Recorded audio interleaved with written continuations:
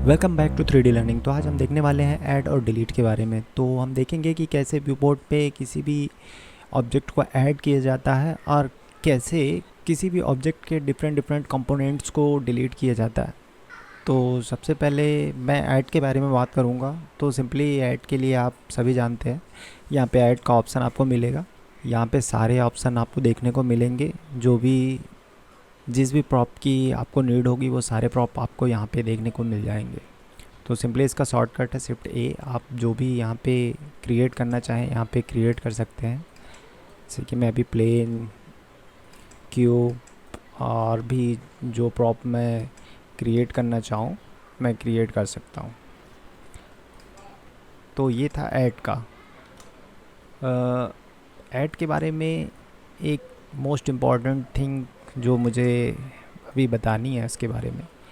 Add में एक सबसे इम्पॉर्टेंट कैरेक्टर है, तो आज हम उसके बारे में कुछ डिस्कस करेंगे। तो अभी मैं इसे सिंपली डिलीट कर देता हूँ।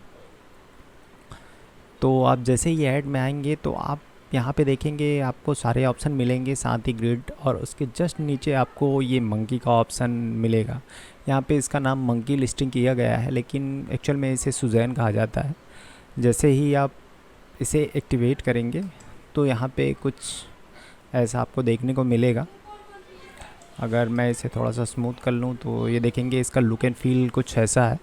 एक्चुअल में ये लो पॉली डिज़ाइन है, जिसे मल्टीपल यूज़ के लिए यूज़ किया जाता है। जैसे कि आपको अगर लाइट टेस्ट करना हो तो आप किस प्रॉप पे लाइट टेस्ट करेंगे जिस पे आपको प्रॉपर रिज़ल्ट मिल जाए। तो ये प्रॉप ऐसे डिज़ाइन किया गया है कि आप अगर लाइटिंग टेस्ट इस पे कर रहे हैं तो जैसा कि आपका किसी कैरेक्टर पे लाइटिंग का इम्पैक्ट पड़ता है वैसे ही कुछ इस पे इम्पैक्ट होगा, तो आपकी लाइटिंग परफेक्ट होगी।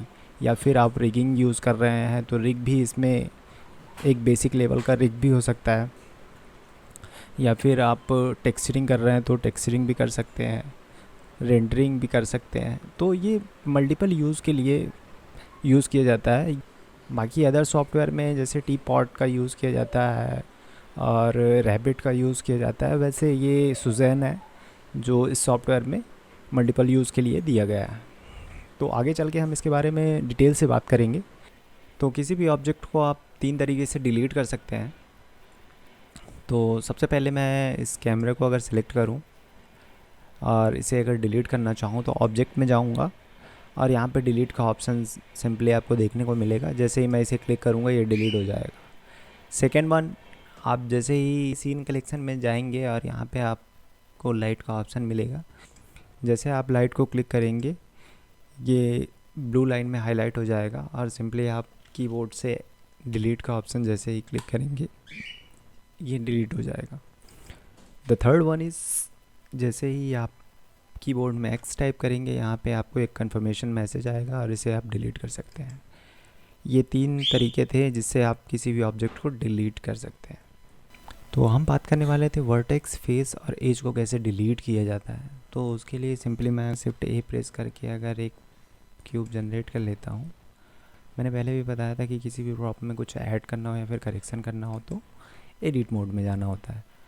तो जैसे मैं एडिट मोड में जाता हूँ और यहाँ पे एक वर्टिसेस सेलेक्ट करता हूँ और सिंपली एक्स प्रेस करता हूँ तो ये सारे फीचर्स आपको देखने को मिलेंगे जो डिफरेंट डिफरेंट टाइप के ऑप्शन प्रोवाइड करवाता है। यहाँ पे वर्टिसेस है, एजेस हैं, फेसेस हैं, ओनली एजेस एंड फेसेस है, ओनली फेसेस है, डिज़ोल्व वर्टिसेस है, डिज़ोल्व एज है, डिज़ोल्व फेस है, लिमिटेड डिज़ोल्व है, कोलैप्स एज एंड फेस है और लास्ट वन एज लूप है। तो जैसे ही मैं फर्स्ट वर्टिसेस सेलेक्ट करके वर्टिसेस को अगर सेलेक्ट करता हूँ तो आप यहाँ पे देखेंगे इसका इम्पैक्ट कुछ ऐसा है। जो भी एजेस और फेसेस वर्टेक्स से कनेक्ट थे वो सारा कुछ डिलीट हो जाएगा। सिंपली मैं अभी कंट्रोल Z कर रहा हूँ और मैं कुछ और वर्टिसेस सेलेक्ट करता हूँ और एक्स टाइप करके एजेस को डिलीट करता हूँ। तो आप देखेंगे यहाँ पे एजेस तो डिलीट होंगे, साथ में जो भी फेसेस कनेक्टेड थे वो डिलीट हो जाएंगे, लेकिन जो वर्टिसेस होंगे वो वर्टिसेस सेपरेट होंगे। तो अभी मैं कंट्रोल Z करता हूँ सिंपली एक्स टाइप करता हूँ और यहाँ पे फेस का ऑप्शन लेता हूँ। जैसे ही मैं फेस लूँगा तो आप देखेंगे सारे वर्टिसेस एंड एजेस सेपरेट रहेंगे, सिर्फ फेस डिलीट होगा। तो आगे चलते हैं नेक्स्ट ऑप्शन में। जैसे ही मैं only edges and faces select करता हूँ तो आप देखेंगे कि ये भी कुछ एजेस जैसा ही इसका इम्पैक्ट है। इसमें ऑप्शन में आपको पहले से ही दिया गया है ओनली एजेस एंड फेसेस, तो ये एज और फेस दोनों ही डिलीट करता है, जैसा कि एज में आपको ऑप्शन मिल रहा था। अभी मैं कंट्रोल Z करता हूँ, सिंपली मैं हेक्स में जाता हूँ ओनली फेसेस। तो जैसा कि आप फेस में डिलीट कर रहे थे वैसे ही यहाँ पे फेस में ही डिलीट होगा। तो जैसा फेस का इम्पैक्ट था वैसे ही ओनली फेसेस का इम्पैक्ट होगा।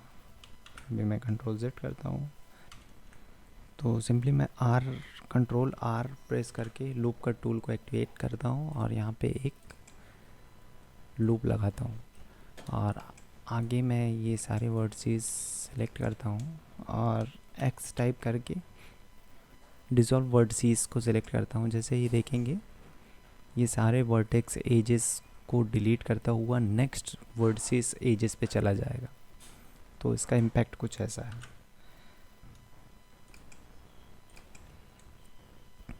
तो नेक्स्ट वन की बात करेंगे और मैं ये 2 वर्टिसेस और ऐड कर रहा हूँ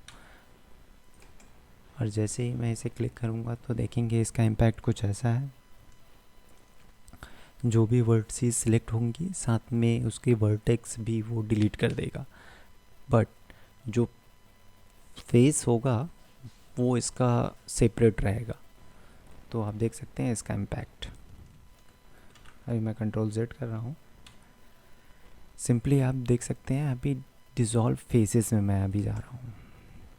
तो आप देख सकते हैं यहाँ पे कॉर्नर में जो एज लगा हुआ था सिर्फ ये इसे डिज़ोल्व करेगा, बाकी सारी चीज़ें सेम रहेंगी, कोई इम्पैक्ट नहीं पड़ेगा।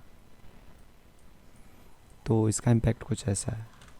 तो आगे हम बात करने वाले हैं लिमिटेड डिज़ोल्व के बारे में। तो अभी मैं ये मिड के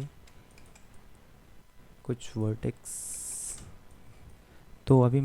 सारे वर्टेक्स सेलेक्ट कर लेता हूँ और एक्स टाइप करके लिमिटेड डिज़ोल्व में जाता हूँ। तो आप देखेंगे कि वो जो मिड में वर्टिसेस लगे हुए थे एज के साथ रिमूव हो जाएंगे। तो ये था। मैं अगर कोलैप्स एज एंड फेस में जाऊँ तो जैसे ही मैं सेलेक्ट करके कोलैप्स एज एंड फेस में मोड पे जाता हूँ देखेंगे इसका इम्पैक्ट कुछ ऐसा है। और अगर मैं इधर भी ये ऑप्शन यूज़ करूं तो ये कुछ ऐसा है।